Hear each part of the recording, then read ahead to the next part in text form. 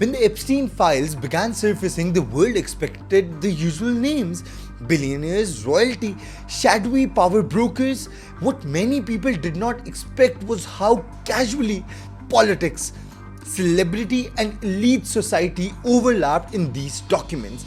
Names did not appear like court verdicts, they appeared like snapshots of how power moves quietly, socially, and often without accountability. First, it is important to explain that what the Epstein files actually are. They are not one single document, they are a collection of court filings, depositions, contact records, flight logs, and third-party statements that became public through legal cases linked to Jeffrey Epstein's sex trafficking network. These files do not automatically prove guilt. They can show who was in the same orbit and who was mentioned and how Epstein's world connected to power circles. Now to the claim making rounds that the PTA founder Imran Khan and the former foreign minister Shahmud Qureshi and Indian Prime Minister Narendra Modi were mentioned in the Epstein files, with Imran described as London society lion and Modi reportedly described someone who danced and sang. Here's the line we cannot blur: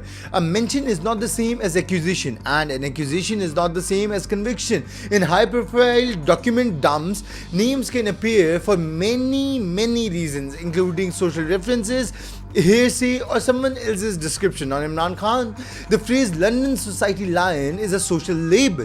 It suggests a certain image, someone known in the elite circle, someone who had access, someone who was seen as part of a high society world. It does not on its own establish criminal conduct. There is no widely verified public record that links Imran Khan to Epstein's illegal activities through a court finding or a confirmed legal allegation.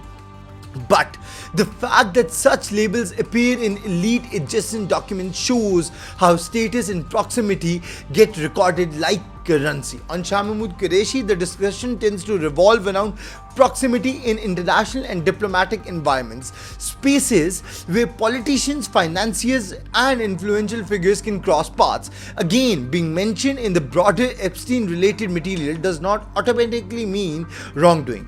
Without a verified court finding or substantiated allegation tied to criminal activity, it remains a reference and not a proof. On Narendra Modi, the dance and sang line is being repeated because it sounds sensational. But sensational is not the same as solid. If claim is coming from third-party recollections or secondary references, it should be treated carefully. Though there is no court-verified conclusion that Modi is implicated in Epstein's crimes, still the reason such claims spread so fast is because they fit a larger public suspicion that global elites move to private spaces where scrutiny is optional. So what do the Epstein files truly expose? More than anything, they expose a system, a culture where the powerful get access to other powerful people, a culture where social circles blur into influence networks, a culture where victims can be ignored for years while reputations and careers remain protected. Epstein wasn't powerful only because of money, he was powerful because the ecosystem around him allowed him to be.